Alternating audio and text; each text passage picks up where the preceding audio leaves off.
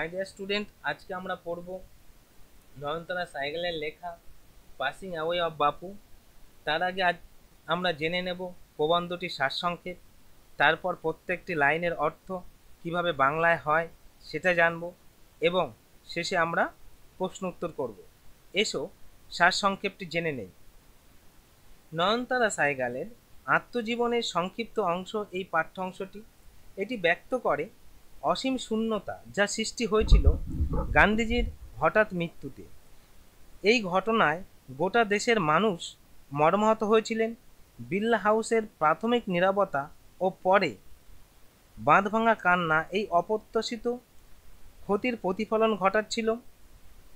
গান্ধীজির মৃত্যুর একদিন পর তার অন্ত্যেষ্টিক্রিয়া হয়েছিল। সেই যাত্রা আরম্ভের বহু আগে থেকেই মানুষ রাস্তার ধারে ভিড় করেছিলেন, কারণ তিনি একজন বিখ্যাত ব্যক্তি ছিলেন এবং জাতির জনক ছিলেন তিনি। তাই কথক নিজেও তিনি ওই শোভাযাত্রায় হেঁটেছিলেন। সেই প্রচণ্ড ভিড়ে হাঁটাটা ছিল প্রায় অসম্ভব। হাঁটার সময় তিনি অনুভব করেছিলেন বাপুর সঙ্গে হাঁটাটা একটা অন্য অর্থ বহন করে। এই বিষয়টা তিনি অনুভব করেছিলেন। বাপুর ভস্ম অবশেষ অর্থাৎ মৃত দেহকে পোড়ানোর পর যে ছাই, সেই ছাইটিকে এলাহাবাদের গঙ্গায় নিমজ্জিত করা হয়েছিল। দিল্লিতে ফিরে এসে কথক প্রাথমিকভাবে এক শূন্যতা অনুভব করেছিলেন, কিন্তু ধীরে ধীরে তিনি সেই পরিস্থিতি থেকে বেরিয়ে এলেন এবং বাপুর ভাব আদর্শকে বহন করে গর্ব অনুভব করতে লাগলেন। কথক এটাও বুঝতে পারলেন যে বাপুর ভারতবর্ষ তার সন্তানদের মধ্যে বেঁচে থাকবে। অর্থাৎ এটাই হলো এই গল্পের সারসংক্ষেপ।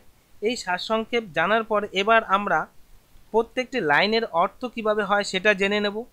অবশ্যই আমি তোমাদেরকে দেখাবো কিভাবে টেন্স অনুযায়ী হয়, আর যদি কোনো গ্রামার থাকে সেটাকেও দেখাবো। তবে সবথেকে গুরুত্বপূর্ণ বিষয় যেটা তোমরা জানতে পারবে, প্রত্যেকটা লাইনের মধ্যে থাকা যদি ভার্বকে তুমি ভালোভাবে জানতে পারো, তাহলে প্রত্যেকটা লাইনের অর্থ তুমি খুব সহজে জানতে পারবে। দেখো প্রথম বাক্যটা দেখো, আই ওয়াজ হ্যাভিং টি। এখানে হ্যাভ খাওয়া, হ্যাভ অর্থাৎ খাওয়া অর্থ হলো have.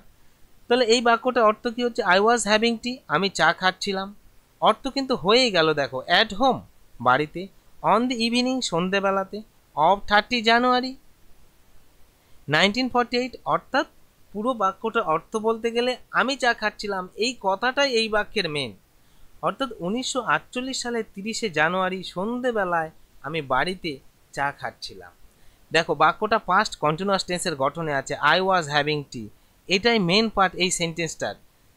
I was having tea, দেখে নাও, সাবজেক্ট প্লাস ওয়াজ আর plus verb plus ING plus object. আমি কার্সার দিয়ে তোমাদেরকে দেখানোর চেষ্টা করছি। তারপরের বাক্যটা দেখো কিভাবে আছে। হোয়েন, এখান থেকে এটা আবার আর একটা বাক্য শুরু হচ্ছে, আর এখান থেকে এ একটা বাক্য হয়ে গেল। হোয়েনটা এখানে লিঙ্কার বা কনজাংশন হিসেবে কাজ করেছে। আই ওয়াজ কল্ড, আমাকে ডাকা হয়েছিল, to Birla house by an urgent telephone call, একটা আর্জেন্ট টেলিফোন কলের দ্বারা আমাকে ডাকা হয়েছিল। কোথায় ডাকা হয়েছিল? বিড়লা হাউসে। দেখো এই যে বাক্যটা আই ওয়াজ কল, এটা পাস্ট ইনডিফিনাইট টেন্সে প্যাসিভ ভয়েসের গঠনে আছে। দেখে নাও তোমরা, I was call, object plus was আর plus V3 plus by plus subject. দেখে নিয়েছো তোমরা। তারপরের বাক্যটা দেখো, Gandhiji had been shoot on his way to a prayer meeting. অর্থাৎ গান্ধীজিকে গুলি করে মারা হয়েছিল। কোথায়? টু এ পেয়ার মিটিং, একটি প্রার্থনা সভাতে। অর্থাৎ গান্ধীজি যখন প্রার্থনা সভায় যাচ্ছিলেন তখন গান্ধীজিকে গুলি করে মারা হয়েছিল। এখানে দেখো গান্ধীজিকে মেরে ফেলা হলো বা মারা হলো, এটা কি মেরে ফেলা হয়েছিল পাস্ট পারফেক্ট টেন্সে প্যাসিভ ভয়েসের গঠনে আছে। দেখো তোমরা এইভাবে করলে প্রত্যেকটা বাক্যের অর্থ কিভাবে হয় তোমরা জেনে যেতে পারবে। দেখে নাও, subject plus had plus V3 plus object, এটাকে প্যাসিভ ভয়েসের গঠন করলে কি হয়? Object plus had plus been plus V3 plus by plus subject. ঠিক এইভাবে এই বাক্যটি আছে। তারপরের বাক্যটা দেখো কিভাবে হচ্ছে, আই ওয়াজ নাভ উইথ শক। এই পর্যন্ত বাক্যটা একটা অর্থ হয়ে গেল। কি করে হলো? আই ওয়াজ আমি ছিলাম, নাভ হতভম্ব, উইথ শক দুঃখে আমি হতভম্ব ছিলাম। As I got into the car, as যখনই, আই গট ইনটু আমি প্রবেশ করলাম, দ্য কার গাড়ির মধ্যে, এটা ভি2 অর্থাৎ পাস্ট ইনডিফিনাইট টেন্স আছে। অর্থাৎ এই যে পুরো সেন্টেন্সটা এখান থেকে এতদূর পর্যন্ত, এটার মধ্যে একটা বি ভার্ব দিয়ে সিম্পল টেন্স ব্যবহার করা হচ্ছে পাস্ট, আরেকটি কি পাস্ট ইনডিফিনাইট টেন্স ব্যবহার করা হচ্ছে।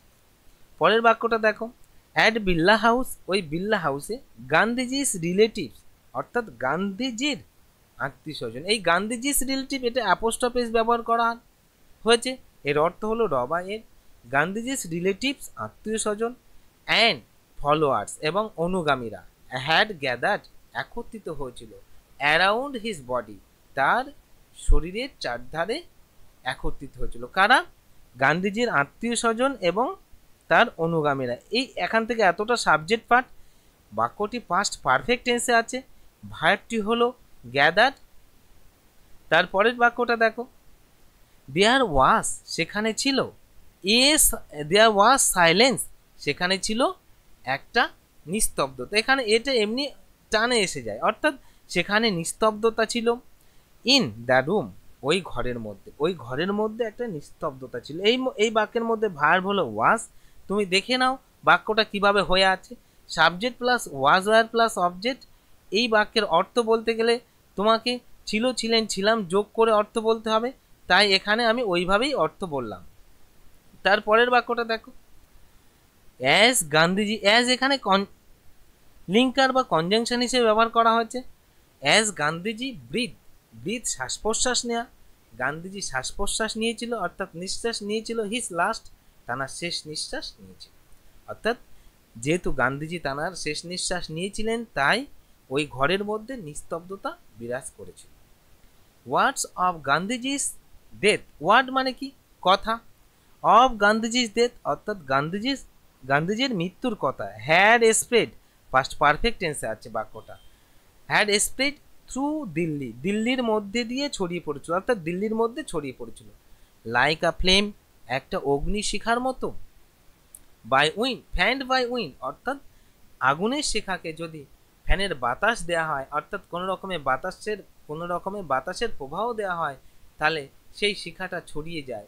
ঠিক ওইভাবেই গান্ধীজির মৃত্যুর সংবাদটা দিল্লির মধ্যে ছড়িয়ে পড়েছিল। Sad group of men and women অর্থাৎ দুঃখরত নরনারীর দল, গ্রুপ মানে এখানে দল। আর স্যাড তোমরা জানো স্যাড অ্যাডজেক্টিভ, এটাই আমরা বেশি ব্যবহার করে থাকি, কিন্তু স্যাড শব্দটা এসছে কোত্থেকে জানো? স্যাডেন, এসে ডিডি ইয়েন স্যাডেন, স্যাডেন দুঃখ দেওয়া বা দুঃখী হওয়া বা দুঃখ পাওয়া, তার noun form sadness, adjective form sad, adverb form sadly. অর্থাৎ দুঃখরত মানুষের নরনারীর দল অর্থাৎ নারী পুরুষের দল হ্যাড কালেক্টেড একত্রিত হয়েছিল অ্যারাউন্ড বিল্লা হাউস, বিল্লা হাউসের চারিদিকে একত্রিত হয়েছিল দুঃখরত নরনারীর দল। তারপরটা দেখো, আউট অফ এভরি উইন্ডো প্রত্যেকটা জানলার বাইরে দিয়ে, ওয়ান কুড সি একজন দেখতে পেত বা দেখতে পেল, কি দেখতে পেল? A brown blur of faces, বাদামি বর্ণের ম্লান মুখ দেখতে পেত। অর্থাৎ ওই বিল্লা হাউসের চারিধারে যে সমস্ত লোকজন দাঁড়িয়েছিল, সেই সমস্ত লোকজনগুলোকে জানলা দিয়ে দেখলে মুখটা বাদামি বর্ণের এবং ম্লান দেখাচ্ছিল। They did not make a sound, দেখো পাস্ট ইনডিফিনাইট টেন্সে নেগেটিভ সেন্টেন্সের গঠনে আছে বাক্যটা, they did not make a sound. আচ্ছা, ডিডটা বাদ দিলে এই ভার্বটা 2 নম্বর রূপের মানে ধরলে কি হবে? They make a sound, sorry they made a sound এরকম হতো। যেহেতু বাক্যটা পাস্ট ইনডিফিনাইট টেন্সে নেগেটিভ সেন্টেন্স আছে, তাই এই বাক্যটার অর্থ হলো কি? They did not make a sound, তারা কোনো শব্দ করলো না। দেয়ার ওয়াজ সেখানে ছিল, বি ভার্ব এটা। ওয়াজ আর মানে ছিল, ছিলেন, ছিলাম। দেয়ার ওয়াজ সেখানে ছিল অ্যান একটা, আনন্যাচারাল সাইলেন্স একটা অস্বাভাবিক নিস্তব্ধতা, নিস্তব্ধ নয় কিন্তু, যদি এটা অ্যাডজেক্টিভ থাকতো অর্থাৎ সাইলেন্ট থাকতো তাহলে নিস্তব্ধ হতো, কিন্তু এখানে নিস্তব্ধতা ছিল। ইট ওয়াজ এটা ছিল, আবার সেই ইট ওয়াজ এটা ছিল, অ্যাজ ইফ যেন, টাইম স্টুড স্টিল এটা ছিল যেন সময়, স্টুড থমকে গেছিল বা দাঁড়িয়ে গেছিল, স্টিল স্থিরভাবে সময় দাঁড়িয়ে গেছিল, ফর দোজ ফিউ মিনিটস কয়েক মিনিটের জন্য সময় যেন থমকে গেছিল বা দাঁড়িয়ে গেছিল। দেখো এখানে এই যে বাক্যটা, ইট ওয়াজ এটা ছিল, অ্যাজ ইফ যেমন, আর এখান থেকে কি করা হচ্ছে, এখান থেকে অর্থাৎ এখান থেকে এটা পাস্ট ইনডিফিনাইট টেন্সে ব্যবহার করা হলো এই বাক্যটা। এখানে দুটো টেন্স কাজে লাগানো হচ্ছে, একটা বিভার্বে সিম্পল টেন্স আর একটা পাস্ট ইনডিফিনাইট টেন্স। তোমরা জানো টেন্স ছাড়া পৃথিবীর কোনো বাক্যের অর্থ হয় না। যে যত ভালো করে টেন্স জানতে পারবে সে বেশি ভালো করে ইংলিশ জানতে পারবে বা শিখতে পারবে। তবে টেন্স মানে বহু কিছু না বা বিশেষ কিছু না, টেন্স মানে হলো ভার্বের সঠিক প্রয়োগ। তুমি যদি ভার্বের মানেটা সঠিকভাবে জেনে যাও তাহলে ওই বাক্যের 80% থেকে 90% অর্থ তুমি হামেশাই জেনে যাবে। বাকি যে 10% থাকবে সেটা তুমি একবার দুবার পড়লেই বুঝে যাবে। পরের বাক্যটা, পিপিল ওয়ার লোকজন ছিল, টু স্টাউন্ড, স্টাউন্ড বলতে হতভম্ব, লোকজন ছিল খুবই হতভম্ব, to speak in the beginning, শুরুতে কথা বলতে লোকজন খুব হতভম্ব ছিল। এই যে টু স্পিক এটা ইনফিনিটিভের ব্যবহার করা হলো। তারপরের বাক্যটা দেখো, লেটার দে ক্লাম আউট, তারপর তারা হুড়োহুড়ি করলো অর্থাৎ হইচই করলো, একটু গুংড়ে কেঁদে উঠলো, এরকম হুড়োহুড়ি ঠিক না, তারপর তারা একটু কেঁদে উঠলো, কলরব করলো বলতে পারো। তারপর তারা হুড়োহুড়ি করা বা হইচই করা, হইচই করার ভালো কথা হলো কি কলরব করা, অর্থাৎ ক্লামোড মানে হচ্ছে কলরব করা। বাক্যটা পাস্ট ইনডিফিনাইট টেন্সের হওয়ার জন্য কি তারপরেই তারা কলরব করলো, ওয়াইল্ডলি উন্মত্তভাবে বা উন্মাদের ন্যায়, শাউটিং চিৎকার করে উঠলো, অ্যান্ড ক্রাইং এবং কেঁদে উঠলো। দে জোসেল্ড এটাই ভার্ব, জোসেল্ড মানে ধাক্কা ধুক্কি করা। ইন দে জোসেল্ড ওয়ান অ্যানাদার, তারা একে অপরকে ধাক্কা ধুক্কি দিল। ইন অ্যান স্ট্যাম্পেড একটা হুড়োহুড়িতে। টু ব্রেক ইনটু আবার সেই infinitive, to break into the house, ওই বাড়ির মধ্যে যেন ভেঙে প্রবেশ করার জন্য তারা হুড়োহুড়িতে ধাক্কা ধুক্কি করলো একে অপরকে। তারপর দেখো, দে কামড, দেখো কাম বানান সেই সিওএমই কাম কেম কাম সেরকমটা নয়, এটা কাম শান্ত হওয়া, CALM কাম শান্ত হওয়া, এখানে এল এর উচ্চারণ সাইলেন্ট হয়েছে। দে কাম তারা শান্ত হলো, আর লিটিল একটু, তারা একটু শান্ত হলো। হোয়েন ইট ওয়াজ অ্যানাউন্সড যখন এটা ঘোষণা করা হলো। দেখো এটা পাস্ট ইনডিফিনাইট টেন্সে প্যাসিভ ভয়েসের গঠনে আছে। হোয়েন ইট ওয়াজ অ্যানাউন্সড, দেখো ইট অবজেক্ট ওয়াজ আর দুটোর মধ্যে একটা, অ্যানাউন্স ঘোষণা করা, এর পাস্ট পার্টিসিপেল ফর্ম আছে, অর্থাৎ যখন এটা ঘোষণা করা হলো তখন তারা একটু শান্ত হলো। দ্যাট যে দে উড বি অ্যালাউড তাদেরকে অনুমতি দেওয়া হবে, to see Gandhiji before the funeral, তাদেরকে দেখতে দেওয়া হবে বা দেখার অনুমতি দেওয়া হবে গান্ধীজির অন্ত্যেষ্টিক্রিয়া আগে, অর্থাৎ তার দাহ কার্যের আগে তাকে সবাইকে দেখতে দেওয়া হবে। দেখো এই যে দে উড বি অ্যালাউড এই বাক্যটাও পাস্ট, অর্থাৎ মোডাল অক্সিলারি ভার্ব দিয়ে, আর মোডাল অক্সিলারি ভার্ব দিয়ে প্যাসিভ ভয়েসে আছে। কিভাবে আছে, subject plus can could should would may might ought plus, দেখে নাও এখানে subject plus can could should would may might ought, তারপরে ভিত্তি প্লাস অবজেক্ট, এইভাবে হয়ে আছে এই বাক্যটা।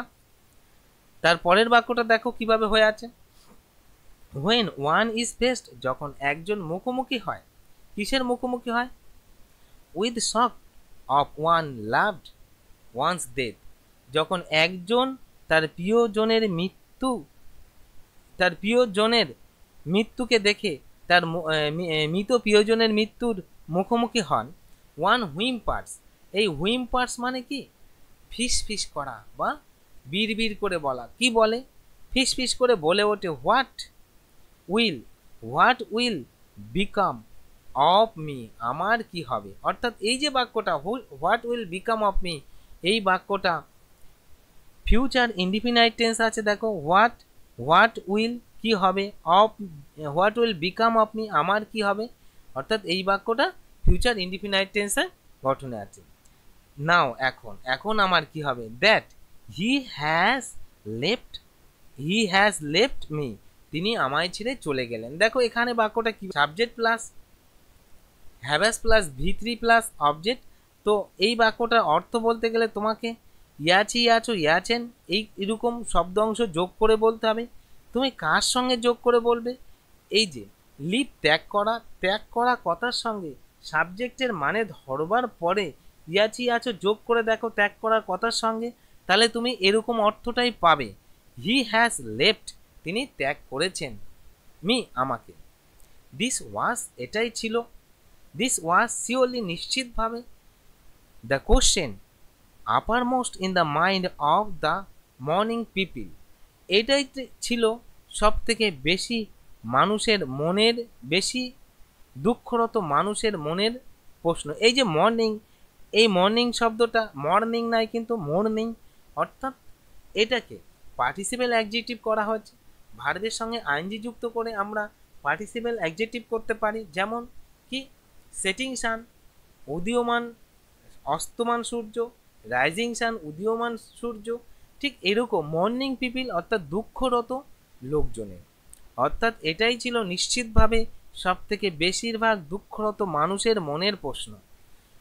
দে লুকড লাইক, তোমরা জানো লুক মানে দেখা বা তাকানো, কিন্তু না, লুক মানে দেখানো বা তাকানো এরকম অর্থে। দে লুক তাদেরকে দেখালো, যেমন how I am looking with my blue shirt, নীল জামাতে আমাকে কিরকম দেখাচ্ছে, ঠিক এরকম ভাবে দে লুক তাদেরকে দেখালো, লাইক লস্ট চিলড্রেন, যেন হারিয়ে যাওয়া শিশুর মতো তাদেরকে দেখালো। দেখো যদি কোনো বাচ্চা তার মা বাবাকে হারিয়ে ফেলে তখন তারা পৃথিবীর সব থেকে বেশি অসহায় হয়ে পড়ে, অর্থাৎ এখানে লেখিকা তাই বলতে চাচ্ছেন যে তাদেরকে দেখালো, অর্থাৎ সমস্ত ভারতবাসীকে যেন দেখালো হারিয়ে যাওয়া শিশুর মতো অসহায়। It was the question in many of our hearts, it was এটা ছিল, দ্য কোশ্চেন প্রশ্ন, in many of our hearts আমাদের অনেকের হৃদয়ের প্রশ্ন এটা ছিল, অ্যাজ উই স্যাট যখন আমরা বসে পড়লাম, স্টিল শকড তখনও দুঃখরত, অ্যান্ড আনবিলিভিং এবং অবিশ্বাস্যজনক, মানে তারা দুঃখরতভাবে বসে পড়লো এবং ভাবলো যে আমাদের কি হবে, বা তারা এটাও ভাবলো যে সবাই তো হারিয়ে যাওয়া শিশুর মতো অসহায় হয়ে পড়লো গান্ধীজির মৃত্যুতে, এবং গান্ধীজির মৃত্যুটাকে তারা এখনো বিশ্বাস করতে পারলো না, আনবিলিভিং হয়ে রইলো তাদের কাছে। আচমকায় মৃত্যু তো গান্ধীজির, এই আচমকা মৃত্যুটাকে দেশবাসী বা জনগণ মেনে নিতে পারছে না। উই লিসেন্ড, লিসেন মানে শোনা, যেমন তোমরা জানো হেয়ার মানে শোনা, তার আর একটা সিনোনিম লিসেন্ড, ইরি যুক্ত করে পাস্ট ইনডিফিনাইট টেন্স করা হচ্ছে। উই লিসেন্ড আমরা শুনলাম, অর্থাৎ ললে লাম ততে তাম যোগ করে মানে বলতে হলো। দেখে নাও একটু, পাস্ট ইনডিফিনাইট টেন্সের গঠনে আছে বাক্যটা, এই গঠনে থাকার জন্য চেনার উপায় কি, ললে লাম ততে তাম, অর্থাৎ এই ললে লাম ততে তাম যোগ করতে হলো কোন শব্দের সঙ্গে, শোনা কথাটার সঙ্গে, অর্থাৎ উই লিসেন্ড আমরা শুনলাম। টু দ্য ব্রডকাস্ট সম্প্রচার শুনলাম, টেলিং দ্য পিপল লোকজনদেরকে বলতে সম্প্রচার শুনলাম, অফ ইন্ডিয়া অর্থাৎ ভারতবর্ষের লোকজনকে বলতে আমরা শুনলাম, কিসে শুনলাম, ব্রডকাস্টে, অর্থাৎ আগে তো রেডিও ছিল, সেই রেডিওতে খবর হতো বা খবরে সব কিছু জানা যেত, সেরকম ব্রডকাস্টের মাধ্যমে আমরা শুনলাম বা জানতে পারলাম। কি জানতে পারলাম, দ্যাট দেয়ার তাদের বাপু ওয়াস ছিল, নো মোর না তাদের বাপু আর নেই, অর্থাৎ তাদের বাপু যে মারা গেছেন সেটা আমরা জানতে পারলাম। দেখো পুরো টেক্সটটা আমি টেন্স অনুযায়ী বোঝানোর চেষ্টা করলাম, প্রত্যেকটা ভার্বকে মেনশন করে করে, এবং আনুষঙ্গিক কিছু শব্দ বা গ্রামারকেও উল্লেখ করলাম। এবার আমরা করব প্রশ্ন উত্তর। দেখো প্রশ্ন উত্তর করতে গেলে সব থেকে গুরুত্বপূর্ণ বিষয় যেটা, সেটা হচ্ছে তোমাকে প্রশ্নের মানে বুঝতে হবে বা বুঝতে চেষ্টা করতে হবে। যদি তুমি মানে না বুঝতে পারো তাহলে তুমি কোনো প্রশ্নেরই উত্তর দিতে পারবে না, আর যদি তুমি প্রশ্নের মানে বুঝতে পারো তাহলে যেখান থেকেই প্রশ্ন আসুক না কেন তুমি উত্তর করতে পারবে, কারণ এখানে সমস্ত প্রশ্নগুলো টেক্সট থেকেই নেওয়া হয়। তো দেখো আমরা কিভাবে প্রশ্নের মানে বুঝি, দেখো চুজ পছন্দ করা বা বেছে নেওয়া, এটাই ভার্ব, ইম্পারেটিভ সেন্টেন্সে পুরো লাইনটা আছে, বেছে নাও, দ্য কারেক্ট অল্টারনেটিভ, সঠিক বিকল্পটি, অল্টারনেটিভ মানে বিকল্প, অল্টারনেট মানে বিকল্প বা প্রতিপূরকমূলক কিছু দেয়া। তা এটার মানে হলো কি বিকল্পটি বেছে নাও। টু কমপ্লিট ইনফিনিটিভের ব্যবহার করা হলো কমপ্লিট সম্পূর্ণ করতে, দ্য ফলোয়িং সেন্টেন্সেস নিচের বাক্যগুলোকে সম্পূর্ণ করতে। দেখো এই লাইনটার অর্থ বোঝার চেষ্টা করো। গান্ধীজি হ্যাড বিন শুট, গান্ধীজিকে গুলি করে মারা হচ্ছিল on his way to dash, কোথায় যাওয়ার সময় তাকে মেরে ফেলা হয়েছিল, কোন পথে, বিড়লা হাউসে, আথার্স হাউসে, এ পেয়ার মিটিং, এটাই হবে এ পেয়ার মিটিং, অর্থাৎ এটাই হবে আনসার, এ পেয়ার মিটিং। অর্থাৎ তিনি যখন প্রার্থনা সবাই যাচ্ছিলেন তখন তাকে গুলি করে মারা হয়েছিল। তার পরের প্রশ্নটা দেখো, the author came to know of Gandhiji's death by, come to know জানতে পারা, এটা একটা ফ্রেজাল ভার্ব। আথার জানতে পারলেন, কি জানতে পারলেন, গান্ধীজি's ডেথ, গান্ধীজির মৃত্যু সম্পর্কে, বাই ড্যাশ, কিসের দ্বারা, চিঠি লিখে কেউ জানিয়েছিলেন আথারকে না, আর টেলিফোন কল, একটা টেলিফোন কলের দ্বারা আথার জানতে পেরেছিলেন। আর টেলিগ্রাফ নয় বা পাবলিক ব্রডকাস্টেও নয়, পাবলিক ব্রডকাস্টে সমস্ত জনগণ জানতে পেরেছিলেন, কিন্তু আথারকে অর্থাৎ লেখিকাকে জানানো হয়েছিল টেলিফোন কলের দ্বারা, কারণ লেখিকা ছিলেন তেনার ঘনিষ্ঠ পরিচিত বা পরিচিতা ব্যক্তি। তারপরের লাইনটা দেখো, when one is faced with the shock of a loved one's death, যখন একজন মুখোমুখি হয়, একজন প্রিয় ব্যক্তির মৃত্যুর মুখোমুখি হয়, অর্থাৎ একজনের প্রিয় ব্যক্তি মারা গেলে যখন তার মুখোমুখি হয় ওই মৃত ব্যক্তির, ওয়ান ড্যাশ, তখন কি করে, অর্থাৎ মৃত ব্যক্তিকে দেখে, প্রিয় মৃত ব্যক্তিকে দেখে একজন কি করে, লাভ, নিশ্চয়ই কেউ হাসে না মৃত ব্যক্তিকে দেখে। এগুলো সবই ভার্ব দেয়া আছে। সুতরাং এ কথা আমি খুব ভালো করেই বলতে পারি, তোমরা যদি ভার্ব জানো তোমরা ইংলিশের 90% থেকে 95% অতি সহজে জেনে যাবে। আর ভার্ব না জানলে তোমাদের দ্বারা, কেন পৃথিবীর কারোর দ্বারা ইংলিশ পড়া সম্ভব না। যে যাই বলুক, তুমি যদি ভার্ব টেন্স করো ইংলিশ শিখতে পারবে না। না, আমি বলছি, তুমি এতদিন তো পড়ে দেখেছো, সমস্ত উপায় অবলম্বন করেছো, সমস্ত প্রচেষ্টাগুলোকে লাগিয়েছো, দেখো ভার্ব পড়ে কয়েকটা দিন তুমি পারো কি না, তারপর তুমি আমাকে কমেন্টে জানিও।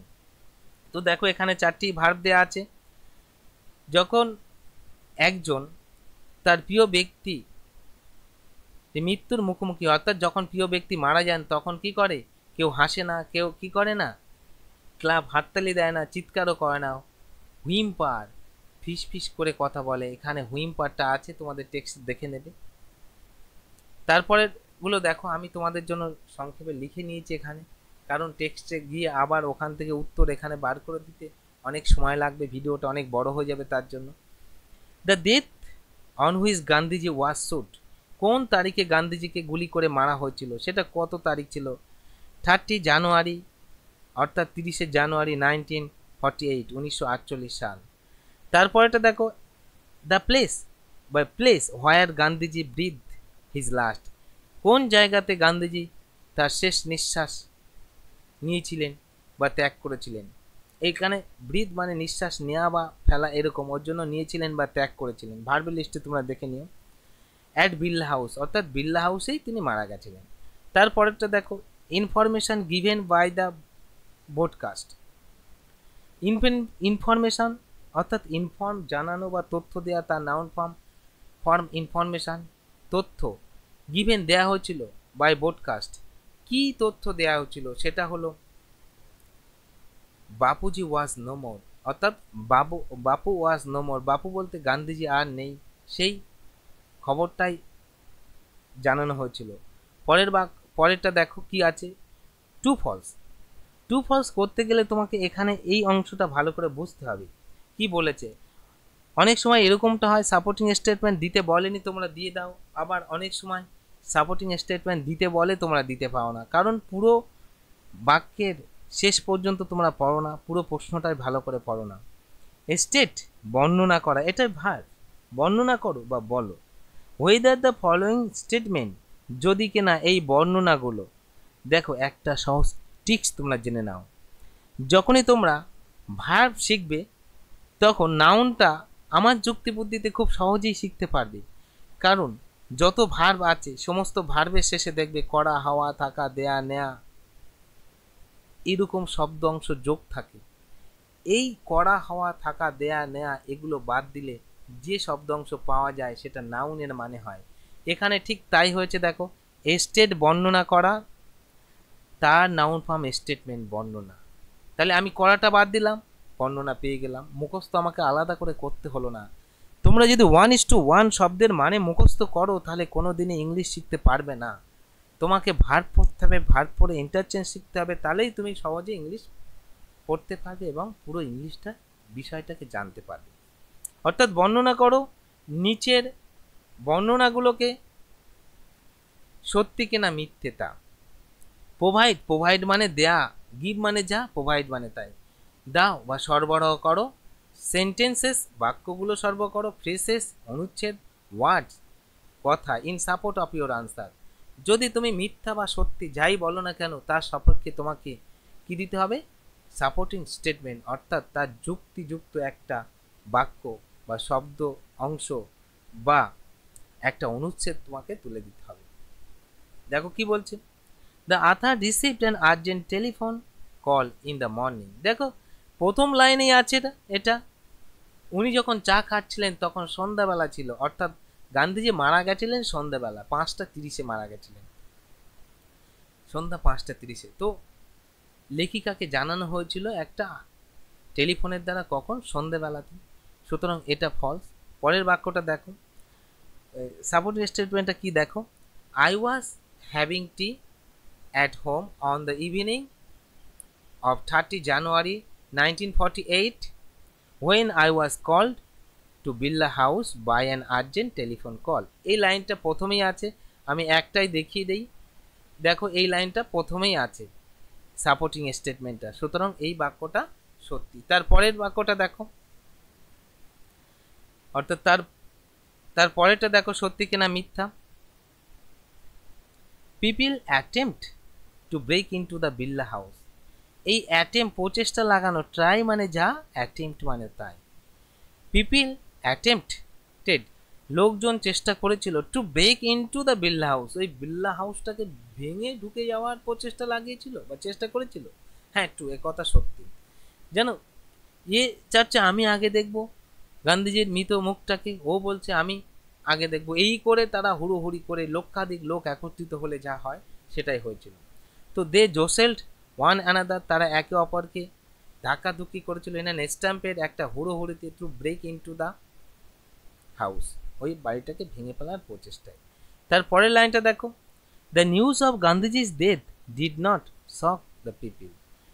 নিউজ, সংবাদ, অফ গান্ধীজি's ডেথ, অর্থাৎ গান্ধীজির মৃত্যুর সংবাদ, did not shock the people, দুঃখ দেয়নি জনগণকে, লোকজনকে দুঃখ দেয়নি। ফলস। গান্ধীজি একজন জাতির জনক। তোমরা জানো আমাদের প্রত্যেকটা নোট টাকাতে সমস্ত নোটের মধ্যেই আছে, শুধু 1 টাকার নোট বাদে সম্ভবত প্রত্যেকটা আমাদের কারেন্সিতে আছে এটা গান্ধীজির ছবিটা। তো দেখো এটা মিথ্যা কথা। People were two stone to speak, people খুব দুঃখিত ছিল কথা বলতে। তো আমি তোমাদের পাসিং অ্যাওয়ে বাপুর ফার্স্ট ইউনিটটা পড়ালাম। যদি ভালো লাগে তাহলে চ্যানেলটাকে লাইক করো, শেয়ার করো এবং সাবস্ক্রাইব করো।